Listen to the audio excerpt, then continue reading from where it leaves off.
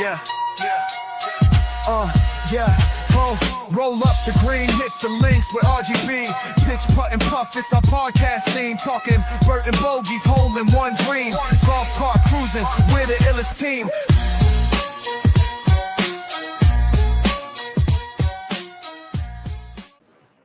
Let's go. We're back with another episode of the Pitch, Putt, and Puff podcast. My name is Roger, aka RGB. Appreciate everybody tuning in here tonight. Before we get rolling with our guests, though, got to give a shout out to a few sponsors, starting off with Back Nine Botanicals. Make sure you guys check out back9botanicals.com. Use promo code TPUF10 to save yourself 10% on the best gummies in the game. They got the best CBD gummies in the game. They got their Moonlight Mulligan, your Birdie Boost, your Tea Time Sunrise. They also have the THC Shooters, where you can find the orange, passion fruit, and strawberry.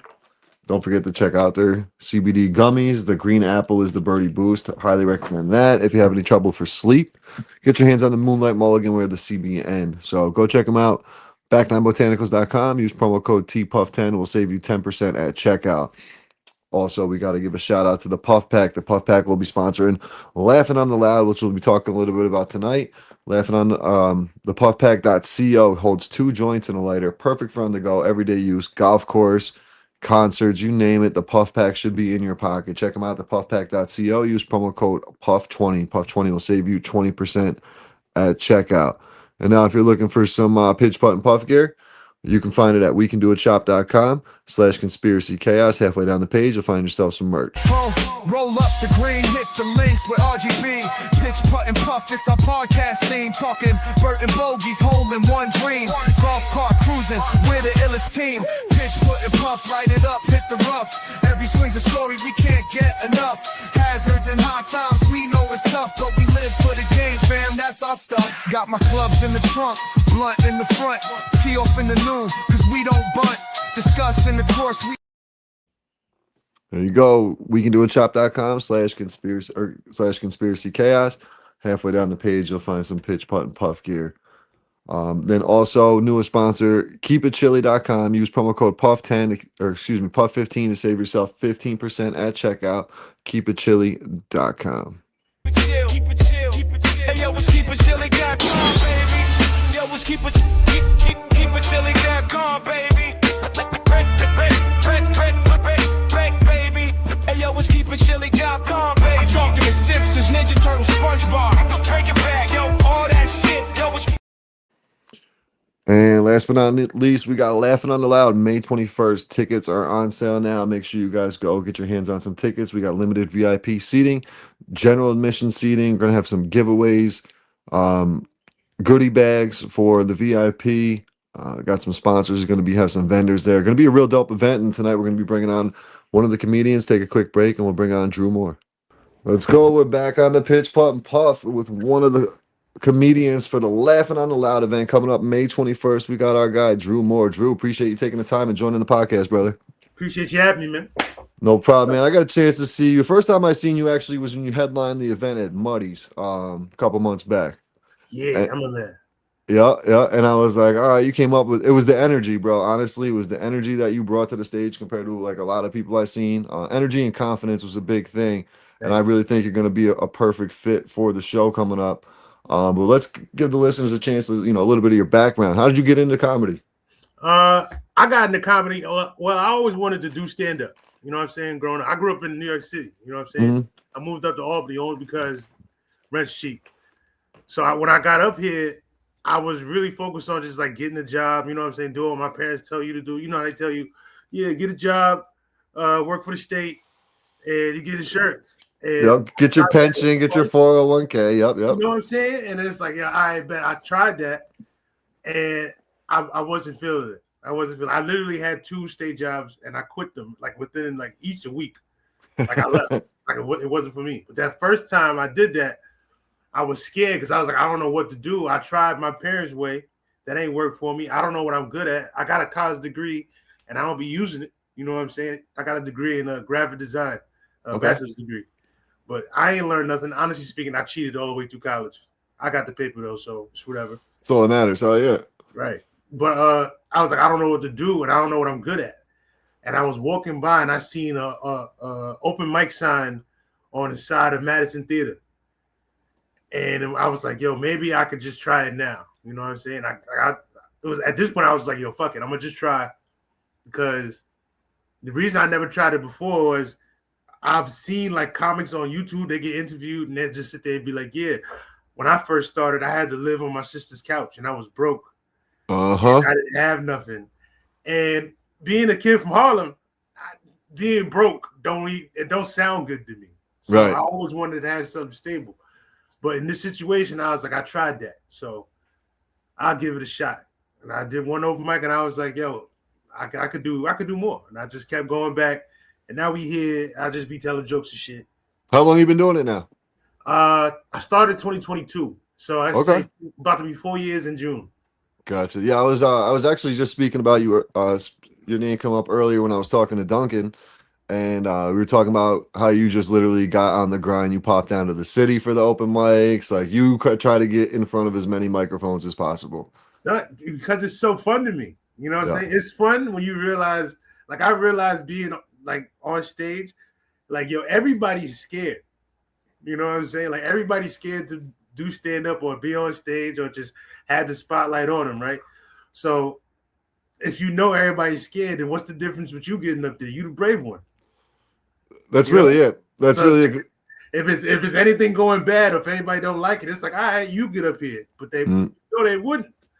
So that's why I stand there with that. Like if you give me a microphone, I'm better at talking than actually doing. You know what I'm saying? Absolutely, absolutely. That's my thing. Like same thing, man. I love comedy. I go out to shows all the time. I pop out to Jersey to go see comedians that I like. Like I go down to the dojo, Right.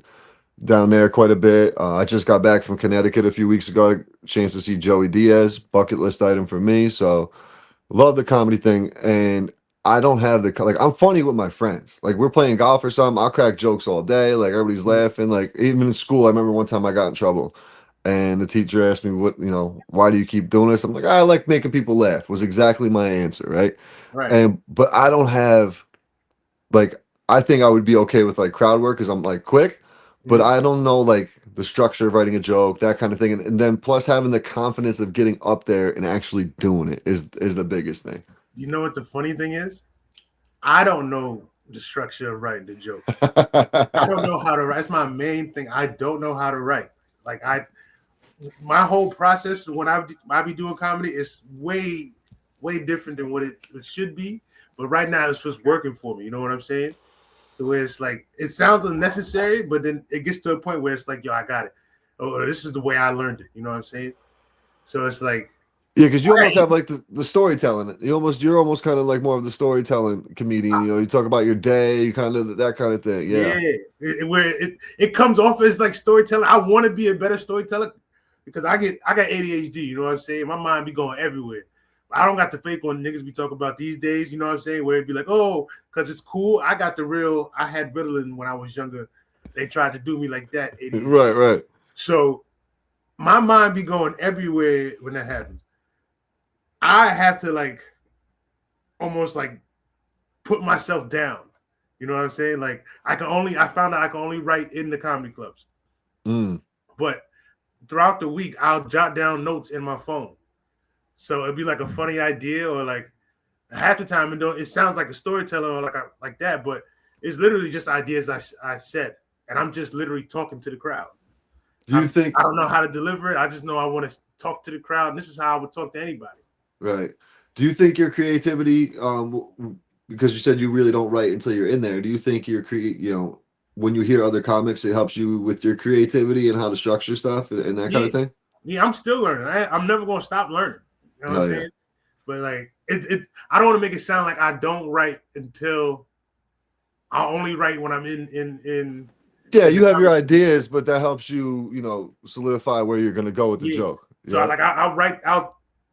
I'll write out exactly what I'm saying in my head in my phone. In my phone is the raw dog. This is what the joke was in my head.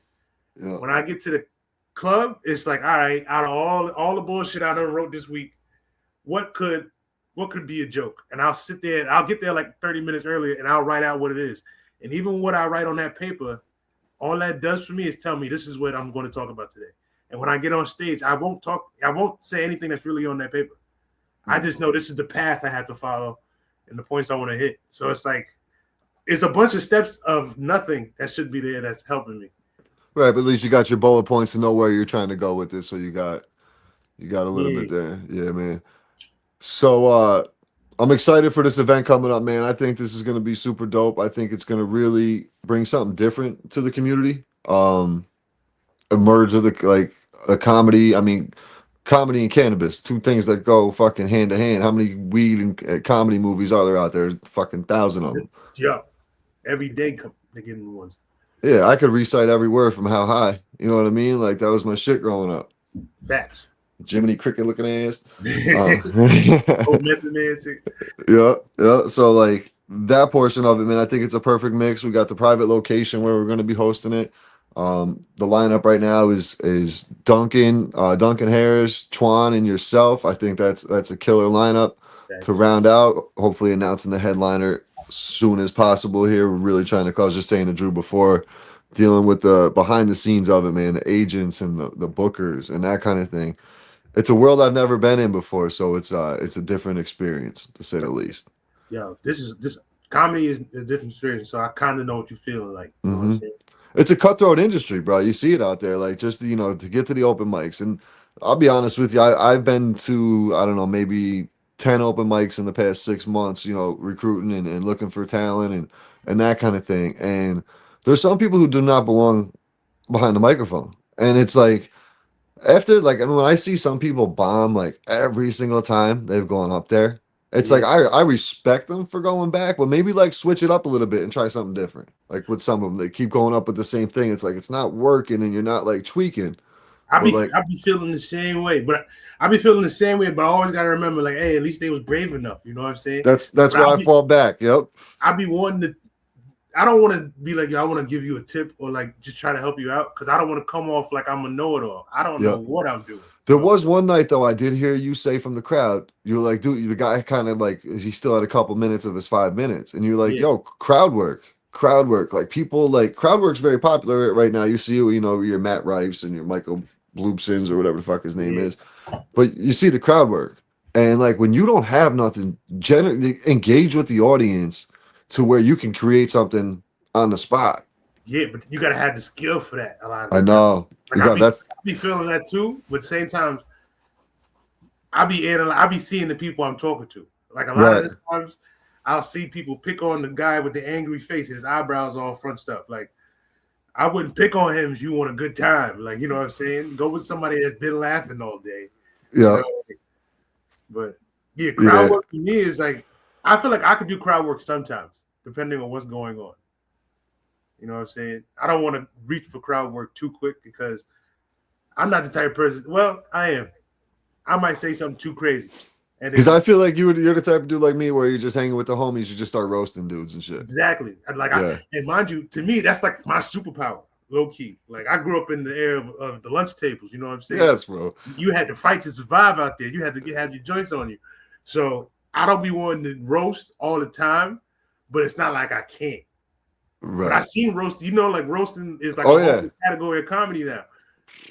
I'm trying to break into that, but I got to get my stuff together for that. I don't roast how they roast. The David Lucas. David Lucas is probably one of the best off the top. Like he just cooks people sometimes, man. And that Kill Tony when he comes out, I feel bad for people sometimes.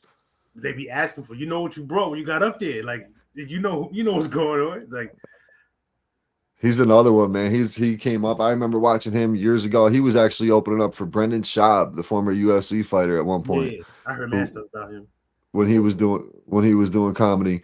And he had this one. Schaub had one special, man. It was like 24 minutes, and it was the worst 24 minutes of comedy I've ever seen in my life. It was on YouTube. This dude got millions. It was called Gringo Poppy. It came out during the pandemic, right? Yes, dude. I heard about that. I heard that exact thing. So fucking bad, dude. But shout out Schaub, man, because he realized it wasn't for him, and he just stuck to the UFC commentating thing. So exactly. At the end of the day, he could beat everybody up. So. But people used to say though, like when they went to his shows in the comments, like, yo, David Lucas is so much better than him, like doing crowd work and that kind of thing. And that's like he's another one. Big thing of crowd work. A lot of crowd work you see is very popular in comedy nowadays. But I also like the old school the cutthroat, like the guys who aren't afraid to air it out, you know? Facts. Like to me, I feel like crowd work is not something you should lead with Mm-hmm. as with comedy. You know what I'm saying? Yeah, random nights at the open mics, you might lead with crowd work because I didn't write nothing. Yeah. But like, if every time you do your comedy or like do what your talent is crowd work, to me it's kind of like lazy. Right. It's like there's no structure. It's like no structure. you came here, the crowd came here to laugh, and you came here for their help, and then making you laugh. It's weird. I get it for sure, because like it shows that like, one, you're not prepared, and like two, like a lot of times like people go in and like in your set is based on something, and then usually it kicks back with like a callback to something you started off with to kind of close out. You know, that's what I noticed a lot of times, like, because the same thing, bro. I'm trying to figure out the structure and how to write a joke, and I noticed like, all right, like Chris D'Elia does a lot of callbacks. Like there's a lot of comedians who do like a lot of callbacks and shit, and I'm like, Chris Stefano does it. So I try to, like, all right, like I probably have like maybe like a solid 5 minutes, but I still don't have the confidence. I'm gonna pop up one of these nights and just hop up there and check it out. This is why I tell people that say that, right? Worst case scenario, if you were to bomb, you never have to see us again. Right. You ain't gotta come back. These people again it never happened. Like, you know what I'm saying? So it's like, I say give it a shot, man. You got to find this. And on top of that, like you said earlier, you've seen people up there bomb. Mm-hmm. I know damn well you feel like you could do better than one of them. Oh, bro, I sat there a few times, man. A few times. I'm like, damn, I'm telling you. Yeah. And now let me ask you this too, because you said you started when you came up here from the city. Was that a little bit easier for you, opposed to, because there's a lot of open mic opportunities down in New York City? Yeah. Easier to come up here and do it where no one knows you, kind of thing? No, because nobody would have known me in the city either. You know what I'm saying? But like, it was easy up here because I didn't have like the blinders of like, oh, it's New York City. Like, it's intimidating to go to the city. I started up here around local people who all seemed like they were just having a good time. Mm-hmm. So my stage presence comes from the fact, or how comfortable I look on stage, comes from the fact that I was doing it up here chilling. It's a room full of people. You know what I'm saying? It wasn't that crazy. For me to go do it in the city was, number one, it was like, I gotta go there. I got friends that want to see me do the open mics and stuff. So I did it like one time with them. But like going to the city, period, just to see how open mic goes, you realize it's nothing different. It's the same as up here. It's the same as everywhere else.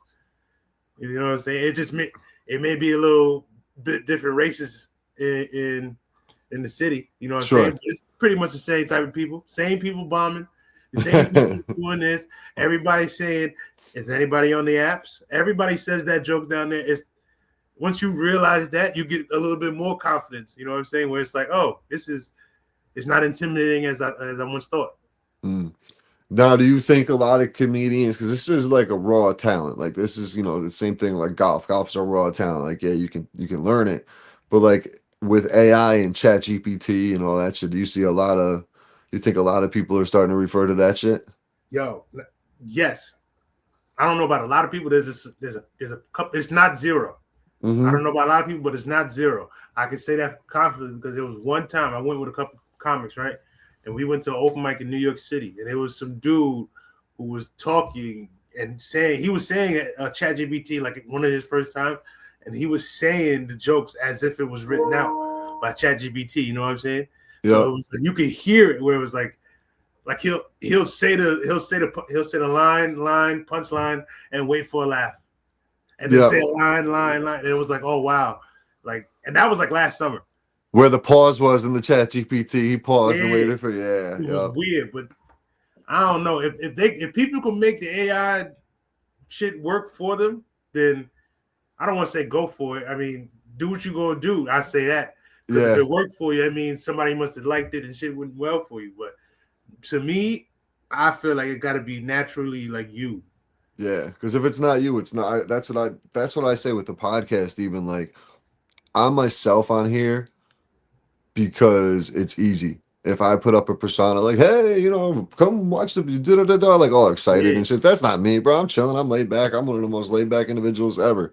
Like, just trying to chill. Like, so like I don't try to put up a persona and pretend I'm someone I'm not. Like, even when I have like professional, like business people coming on, and like sometimes, I've had like rappers on here and shit. And I talk to them just like I'm talking to you right now. Like, Yeah. just regular people. Like, even when you meet someone like famous, like I had a chance to meet Brian Callen, walking the streets of New York City a couple of years back. I was Mhm. working cutting Christmas trees with my buddy. And I'm like, yo, Callan. Didn't think it was him. I thought it was an LA. All of a sudden, he's like, yo, comes over, bullshit with us for 10 minutes. And I was like, he probably hung out with us longer because we just kept it normal with him and didn't like, oh my God, Brian Callen. Like, Yeah. can we get pictures? Can we do this? Like, just chilling with him. Guy's been in The Hangover, fucking The Joker, a bunch of other movies. So obviously, Fighter and the Kid and all that too. One of Rogan's homies. So I be it was feeling the cool. same way. Like, I be feeling the same way with celebrities, where it's Hmm. like, yo, I'm not gonna treat you like you like some deity or something like that. Like I've literally given so many celebrities head nods or some like you want me to say something, but I'm not. Yeah.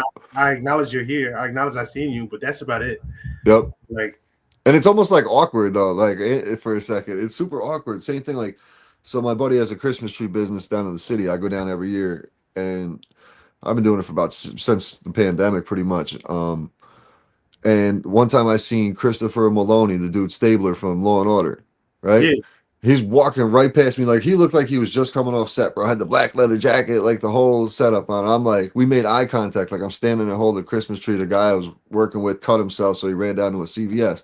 And I'm like, I gotta say something. Like the guy's fucking staring right at me. So I'm like, what's up, Chris? How you doing, man? What's up, buddy? And I didn't know what to do. It was so awkward. Like, I'm like, I watch it fucking every day on TV pretty much. It's fucking what my girls watch. We used to watch all the fucking time. So and it's just weird. that'd be my main thing. I don't want to be weird, so I just Yeah. leave it at that. Yeah. Just what's up, man? How you doing? Fuck it. Fuck it.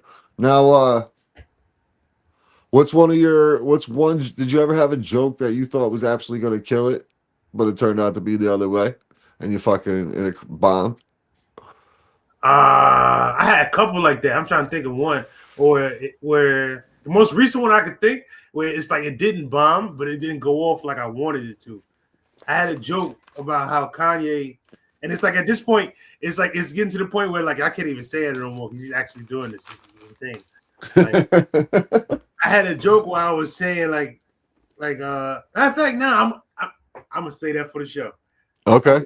I'm gonna say it for the show. But Yeah. there was another one where, yeah, there was another one where I was asking people something about if Down syndrome, something about Down syndrome and regular people having up syndrome or autistic people having up syndrome. Something like I forgot, but it was like yeah, and I'm just like right in the middle, a little teetering more towards the up, like because I'm up syndrome, I'm retarded. It was something like that. It was like one of my first ones, and it never got a good laugh. And I was like, you know what, man? I did it for mad long because I liked it, Yeah. but it never went off. So I just But that's the type of shit though, man. Like to make people like almost uncomfortable and think like like what that's what I that you know what I mean. Like that's what it should be. You should be pushing the envelope. Should be yeah, fucking really like anything goes in comedy. Anything goes. Like the crazy ass shit Jimmy Kimmel said a couple weeks ago, talking about Melania being a widow soon and all that. Like that's fucked that's up not as it why. is, but he's got the right to say it. It's a Yeah, fucking joke. You know what I mean? He said it 5 days before that assassination attempt even happened. So, but fuck it. He's not wrong though. He like you said though, he's not he's not wrong. wrong, and so you can't blame him. To me, I feel like ever since I said this ever since I was a kid too. Everything's funny eventually. Mm-hmm. Eventually, it's going to be funny. Like it may not be funny now to you guys, but it's funny right now to Yeah. maybe me or like a couple months. Everybody's laughing about this assassination attempt. Like I don't know. Right. Right. You're absolutely right though. Everything's fucking at some point it is gonna be a fucking joke because a lot of the shit we see is a joke Yeah. in the world. But Drew, I don't want to take up too much of your time, man. Now, I usually wrap up the pod with the 3 questions. So you're obviously laughing on the loud. Gonna be you're a cannabis guy as well. You heard? Um, so growing up in the city, you obviously had to get your hands on that old school sour diesel quite often. Nah. See, here's No? the thing. I started smoking in like 2018, 2019. Oh shit. Yeah. The way, like, matter of fact, I smoked, first time I smoked for real was in college. right? Okay. And that was like in 2016. Yeah. Yeah, 2016. Yeah. Okay. All right. No. 2010. I forget. Not 2010. Yeah. Different time. Yeah. So that's the first time I smoked in, but I never really stuck onto it because everybody around me made it look like it was like the only thing they needed to do. So I Mm-hmm. stuck drinking. But then once you graduate, I literally graduated and I went home and I was like, I'm not gonna be drinking all the time. That's crazy. You know what I'm saying? Yep. I got a cut. I moved on to smoking weed. So Yeah. Yeah, I had man. instance with vapes and shit, but I quickly switched over. Yeah. The vapes are all right, man. They're good for convenience, but for the most part, man, I just fucking everybody I see who's just constantly hits on things, always fucking coughing and shit. I ain't fucking with those. So that shit put me in the hospital. Ugh. See? Boom. But yeah, man. So I grew up. I had the old school sour. Same thing though. I played sports in high school and shit. I didn't really smoke until I got out of like high school. So I'm Yeah. 42. So early 2000s. So I had a couple good years. Like we used to call it beasters. We used to get shit down from Canada.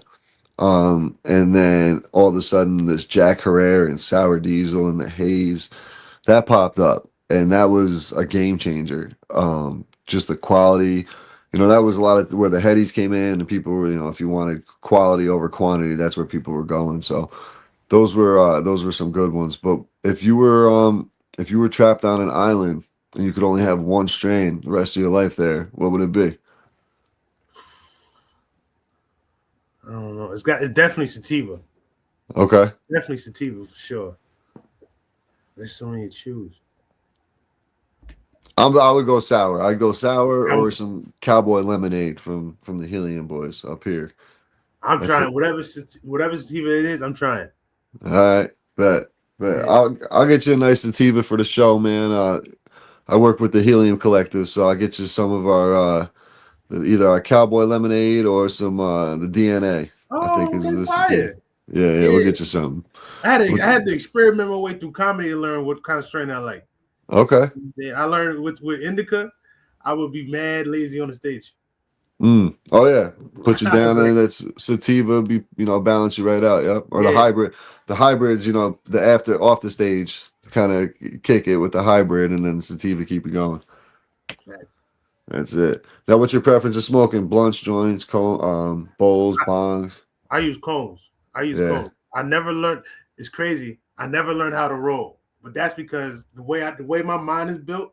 I seen cones and I was like, oh, all you gotta do is just put the weed in the cone, and I could just smoke. I don't gotta go lick it. And then, mind you, started smoking around 2018, 2019. That's all there was. Pandemic. Yeah. I don't want to. Nobody licking on nothing. No one's sharing nothing no more. That's the crazy thing, brother. Pack it up in a cone. I'm gonna push. You know what I'm saying? Yep. Ever since then, I stuck with it. Growing up, man, we used to, get a, roll up a blunt, passing around to 5-10 people. No one cared, boom, boom, boom. You think about it, it's like, damn. Passing in terms of like that fucking crazy shit. College days, I've been a part of those sites every now and then. That's when it was like, oh shit, Drew smoking, and I'd be like, yeah. The one time, yeah, the one time. But yeah, growing up now, I got my own. Got you. Mm-hmm. Yeah, and then to wrap it up with the last question, man. Who are 3 people you would put in a sesh? So like golf, you go out in groups of 4, so yourself and 3 other people. Who would you? Could be comedians, could be anybody. Who would you put in a sesh? Live or dead? Yeah, don't matter. If Bernie Mac smoke weed, we down. Oh yeah. They ain't even got to smoke. They ain't even got to smoke. They just got to be but there. They're smoking that day. That's all. Let's see. Who else? Zach Fox in the safe. And I need one more person, right? Yep. Fuck it. Give me Goku. Oh, shit. All right. Yeah, Goku. Yeah. All right. There you go. That's the one I've never got before. Yeah. Yeah.